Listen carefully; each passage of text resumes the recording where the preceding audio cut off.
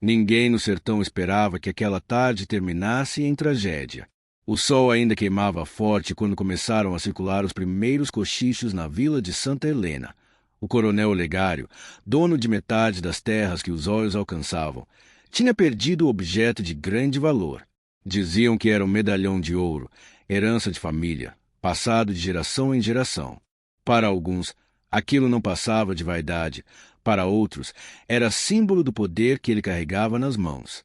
Quando o medalhão sumiu, o coronel não pensou duas vezes antes de apontar o dedo para a primeira pessoa que não podia se defender. E, naquele dia, a escolhida foi Romana, a mulher negra mais querida da vila, serva fiel, cuidadora das moças, segundo muitos, a alma bondosa que sustentava aquele lugar com o pouco que tinha. Romana era conhecida pela calma, pela força silenciosa e pelo sorriso que conseguia arrancar até das crianças mais medrosas. Nunca levantou a voz, nunca fez mal a ninguém, mas naquele sertão, bondade não era proteção. Bastava estar no lugar errado, na cor de pele errada, diante do homem errado. Olegário, tomado pela soberba, reuniu alguns capangas e anunciou, sem prova nenhuma, que Romana era culpada. Foi ela. Ninguém mais teria ousadia, repetia com violência na voz, como se gritasse mais alto pudesse tornar sua acusação verdade. As moças tentaram defendê-la, mas de nada adiantou. A palavra de um coronel no sertão valia mais do que a vida de qualquer inocente. Romana foi arrastada para fora da casa grande, humilhada, empurrada no chão, com o rosto coberto de poeira e medo. E mesmo ali, entre empurrões, ergueu o olhar e apenas disse: "Doutor, eu não peguei nada." Mas sua voz, tão frágil, bateu no couro grosso dos homens como se não tivesse som algum. Olegário se aproximou dela, olhou-a com desprezo, e num gesto rápido fez sinal para que resolvessem tudo ali mesmo. Foi suficiente para que um dos capangas puxasse Romana pelo braço de novo e a arrastasse para longe da casa, para um terreno baldio onde ninguém ousava interferir. Foi aí que a notícia correu mais rápido do que o vento. Lampião estava perto. Dias antes, o bando havia sido visto cruzando a região, e ninguém sabia dizer se era bom ou ruim tê-los por perto. O nome de Lampião despertava muito mais do que medo. Para alguns, ele era um demônio do sertão. Para outros, um juiz que a própria terra enviava quando a lei dos coronéis ultrapassava o limite do suportável. E, naquela tarde, parece que o destino resolveu cruzar os caminhos de Romana e daquele que muitos chamavam de o Rei do Cangaço. Enquanto Romana era maltratada, lá longe, do outro lado da caatinga, Lampião caminhava com seu bando sob o sol que se punha.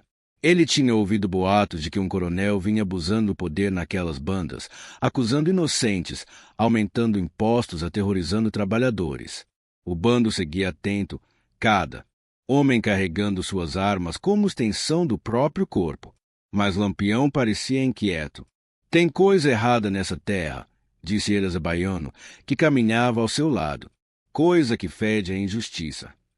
Quando chegaram ao vilarejo, a primeira imagem que viram foi um grupo de pessoas reunidas, algumas chorando, outras de cabeça baixa. Lampião se aproximou devagar, a mão direita tocando o punhal na cintura, e perguntou o que estava acontecendo. Ninguém respondeu de imediato. Foi uma criança, uma menina franzina, com o rosto manchado de lágrimas. Quem apontou para o terreno atrás da casa grande sussurrou: "Eles estão machucando Dona Romana." O bando inteiro parou. Lampião suspirou fundo. Conhecera Romana há muitos anos, num tempo em que ainda era aprendiz do sertão, antes mesmo de se tornar o cangaceiro temido por muitos. Ela o ajudara certa vez, dando água e comida quando ele ainda não tinha nada. Era uma dívida que ele nunca esquecera, e Lampião era homem de palavra. Bastou esse pensamento para que ele desse comando: "Vamos."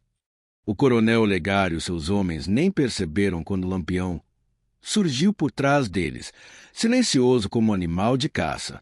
Mas o grito que ele soltou ecoou por toda a vila: "Soltem ela agora." O coronel virou-se, indignado, pronto para retrucar, mas quando viu quem era, sentiu o sangue gelar. A presença de Lampião ali, com o bando atrás dele, era como o próprio sertão se levantando em defesa de Romana. Isso aqui é assunto meu, Lampião, disse o coronel, tentando manter a postura. Mas Lampião não se moveu. Injustiça é assunto meu desde sempre, respondeu.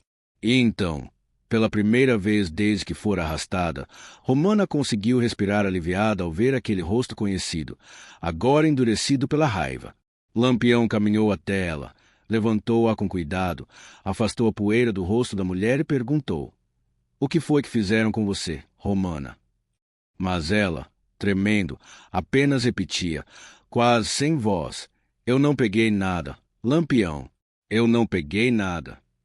Aquilo foi suficiente para incendiar a alma do cangaceiro. Ele se virou para o coronel, que até então mantinha a postura de autoridade, e disse: "Vai provar agora que ela roubou. Diga-me o que você tem." O coronel, claro, não tinha nada. Só soberba, rancor e o costume de nunca ser contrariado. "Eu não preciso provar", disse ele. "Minha palavra basta." Lampião sorriu de lado, aquele sorriso curto e afiado que já anunciava desgraça. "No meu sertão, coronel, palavra torta tem preço." Antes se pudesse reagir, Lampião caminhou até os capangas que seguravam Romana. Um por um, fez com que largassem as armas no chão. "Se quiser continuar vivo, solte ela."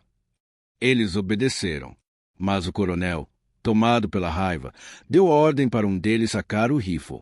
Aquele movimento, porém, foi rápido demais para ser contido, e Lampião puxou seu punhal num piscar de olhos. O golpe foi preciso, certeiro, neutralizando o capanga antes que o tiro fosse disparado. Olegário ficou em choque.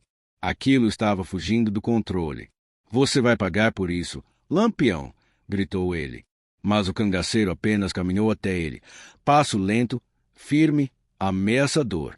"O único aqui que tem dívida é você. E quem deve, paga." Mas antes se pudesse dizer mais alguma coisa, um estampido cortou o silêncio. Um tiro, vindo sabe-se lá de onde, acertou Romana nas costas.